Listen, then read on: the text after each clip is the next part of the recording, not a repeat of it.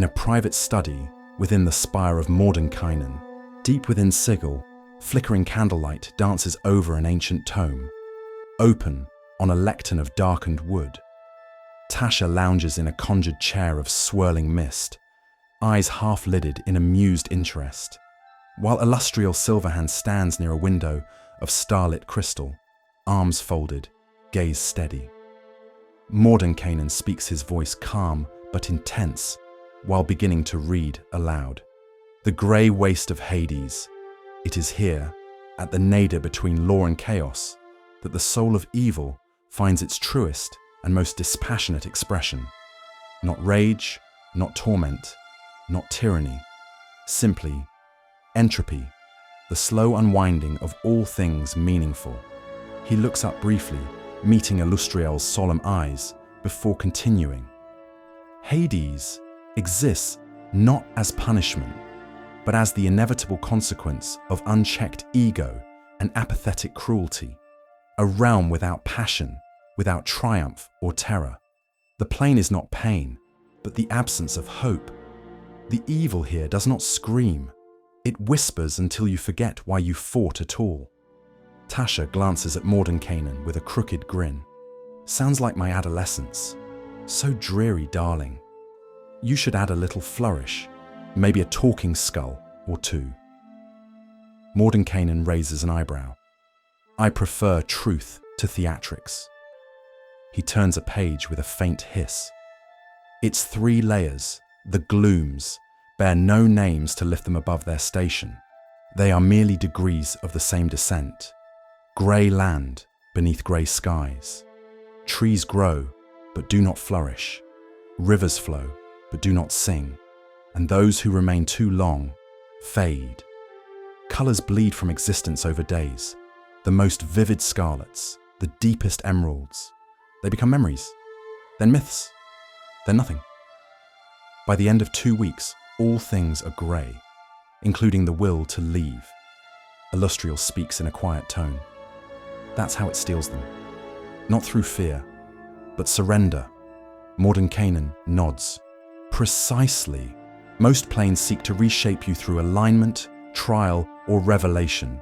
Hades seeks only to empty you, to reduce you until all that remains is a husk, fit only to become a lava, food for demons, or worse, used as currency in their endless bargains. He walks slowly to a large map of the outer planes, etched in silver. And yet, paradoxically, it is also one of the most connected of the lower planes. The river Styx cuts through it, the very artery of evil.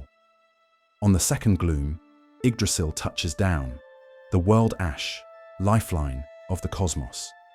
And in the third, even Mount Celestia anchors itself. The foundation of the holiest mountain rests within the most joyless abyss.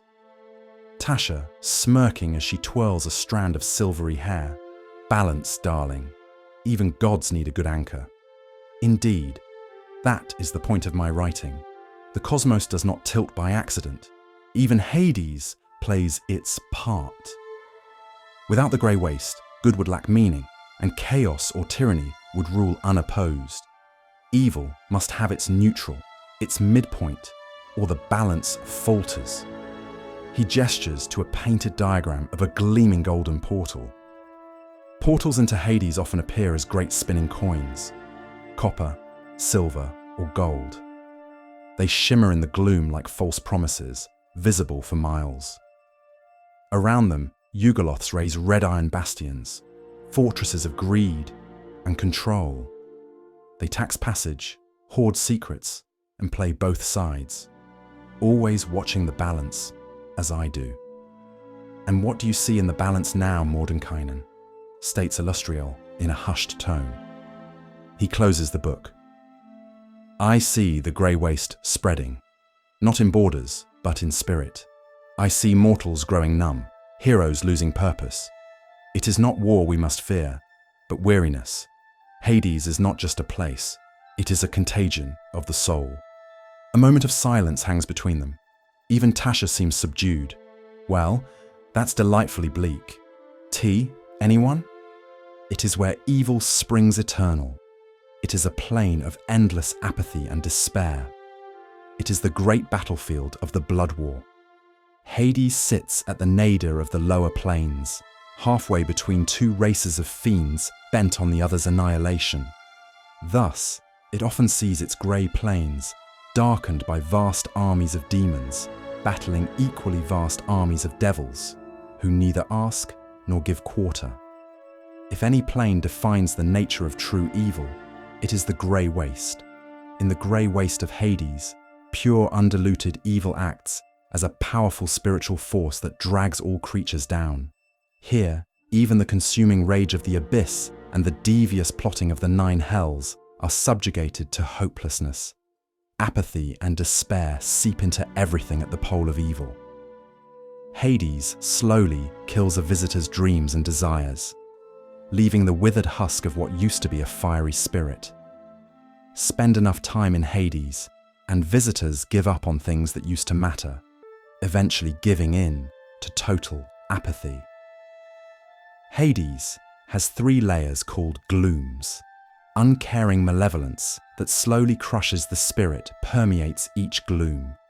The river Styx flows through the uppermost layer of Hades, and a few of its small tributaries may lead deeper into the plane. As with everywhere else along the Styx, sinister ferrymen ply its length, granting passage to other planes. Portals to other planes are fairly common, at least on the uppermost gloom, Oinos. Portals usually appear as great spinning coins of colour. Golden coins lead to Carcery, silver ones lead to the Outlands, coppers go to Gehenna, and rare platinum ones connect to the astral plane. Because everything else in the grey waste is leached of colour, the coin portals glitter for miles. Foul creatures of every sort can be found in Hades.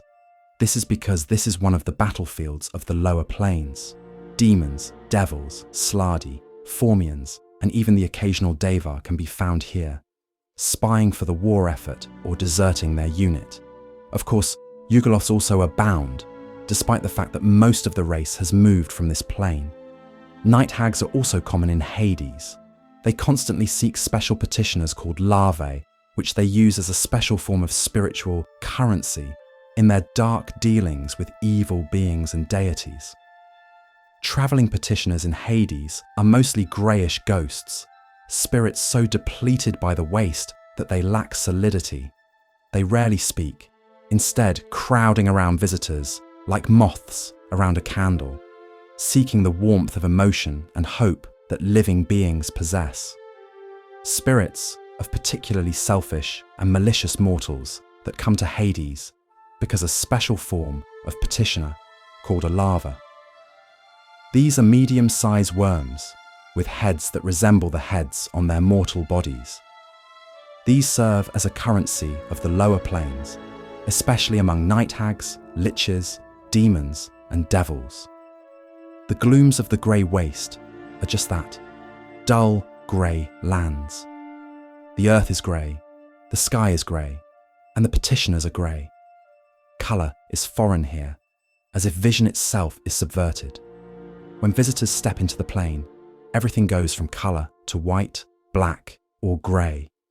There is no sun, no moon, and no stars above, just a bleak radiance emanating from the sky. This greyness affects more than vision. It is a spiritual greyness. It reaches into the hearts of all who spend time in Hades. Those who spend more time here than they should are devoid of feeling.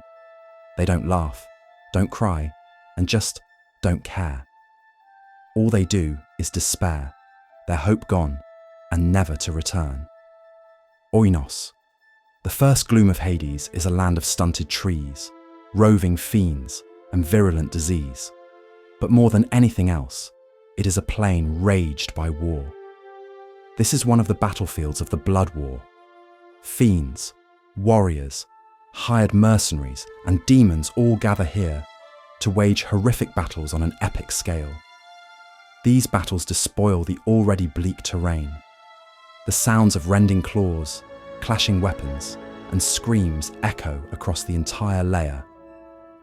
Niflheim, The second gloom of Hades is a layer of grey mists that constantly twist and swirl among sickly trees and ominous bluffs. The thin fog limits vision, muffles sound, and eventually saturates everything with dampness. Niflheim is not as war-ravaged as Oinos, probably because the mist hinders combat. Many predators prowl the lands, hidden amid the mist, including fiendish dire wolves and trolls. Pluton, the third gloom of Hades, is a layer of dying willows, shriveled olive trees, and night poplars. It is a realm where no one wants to be, and no one can remember why they came. Of course, petitioners have no choice in the matter. Usually the blood war does not reach this lowest gloom, though some raids have occurred when one side or the other wished to retrieve the spirit of a fallen mortal captain who possessed particularly sharp tactical skill. The fire in the hearth crackled low. Rain danced on the stained glass windows. Tasha sipped her tea with a smirk that said she was half listening and half waiting for a moment to pounce with sarcasm. Illustriel sat with grace, legs crossed, eyes sharp. Mordenkainen stood by the tall window, cloak still damp from his journey through the weave. "I don't usually bother with storytelling," Mordenkainen began, voice low and steady. "But since you asked, and since you," he pointed to Tasha, "insisted, I document what I saw before my ancient memory turns to parchment dust, as you so kindly put it." Tasha winked. He turned his gaze to the glass, as if trying to see past the storm, past the material plane. "I went to Hades." That earned him both their attention. "The grey waste," he continued, "is a plane that devours emotion. A place where even the concept of hope fades like breath on a mirror. The colour drains from your soul the longer you remain. It is a prison, built not of stone, but of forgetfulness and futility. I arrived through a shadow fold anchored in Oinos. I barely took 3 steps before the stench of rot clawed into my senses. The ground was soft, pulsing in places, alive perhaps, or dying eternally." He turned back to them. "I sought knowledge. I found more than I desired. Throughout the gloom of Oinos I travelled, noting down what I saw for the planar traveller. Jurgle still keeps vigil at the Bone Castle, a cold and hollow monument of stacked skulls and bleached ribs. He speaks only in whispers now, serving as seneschal to Kelemvor's crystal spire. A strange arrangement. Once Lord of the Dead himself, now a servant. Yet I sense he prefers it. Less burden, more time to record. I passed Fleshslow too, Yurtrus's domain. It reeks of plague and despair, mounds of corpses and stagnant lakes of bile. His followers are silent. Silent from birth or by disease. I can't say. Kuraliek hides nearby in Erdsrest, a skittering realm of crags and caverns, where even the Erds speak in whispers, afraid that Kurtulmak might yet come for them. I did not linger, and above them all rises the Kinoin, the wasting tower. A fortress of nightmare that stretches 20 miles into the sky and dives just as far beneath the rot. Anthraxus the Decayed broods atop it like a corpse emperor, flesh sloughing from his bones, seated on a throne of disease. He knows things, old things. We spoke, briefly. He asked if I believed in fate. I told him I did not. He laughed until a jawbone fell into his lap. Deeper still lies Pluton. There I found the remnants of gods clinging to pale grandeur. Segaloon keeps Hagsund there, a realm of waning moons and flickering candles. She guards it like a miser guards rusted copper, and her sisters attend her in silence. They smell of mildew and magic. Hecate's realm, Aiaia, remains as I had read. A place of crossroads and forks, of choices twisted by fate. She spoke to me in riddles, draped in silver light and venomous intent. I passed near the gates of Hades' own realm, where Cerberus stands sentinel, his 3 heads snarling at nothing and everything. Souls wander there like mist, neither punished nor comforted, merely present. And yes, Cyric, Mordenkainen's brow darkened. He squats now in a domain stitched from the stolen portfolios of Mirkul, Pal, and Bane. A lunatic pretending to be a tyrant, cloaking madness in doctrine. His realm shifts, a place of mirrors and false promises. It reflects your worst self and whispers that it is truth. In Niflheim, I dared not stay long. The cold is different there, not biting, but suffocating. Shar keeps her palace of loss hidden in folds of shadow. It exists like a wound, in reality. It hurts to look at. And Hel, goddess of the Norse dead, guards Niflheim with indifference. Her people are not judged, they simply arrive. They sit in halls of frost, neither mourned nor celebrated. Her domain is quiet. Too quiet. There was silence in the study. Illustrial was the first to speak. You truly walked through all these realms? Mordenkainen nodded. Tasha leaned forward. And you chose to come back? I had to, he said. There are things I still do not understand. Things I must witness again. The gods of Hades. They linger not out of power, but necessity. They are forgotten, unwanted, feared. Yet they endure. He turned away from the window and sat at the desk, drawing a heavy tome toward him. The pages were blank. He dipped his quill. Now, he said, let's begin documenting. Tasha grinned, and Illustrial smiled faintly. The room dims further as Mordenkainen walks to a black-bound volume at the edge of his library, a journal rather than a treatise. He opens it with deliberate care. Tasha perks up. Illustrial watches intently. There was another time I walked Oinos alone. Foolish, perhaps. But I needed to see it, not through divination, but with my own eyes. The grey waste, untainted by expectation, illusion, or warding. I brought no apprentices, no companions, only my will. He turns a page. The ink is stained in one corner, as though smudged by blood. They call demons the rulers of Hades, and certainly they claim it so, perched atop red iron keeps, cloaked in ambition, balanced between law and chaos like living avatars of the plane. But even they are not the majority.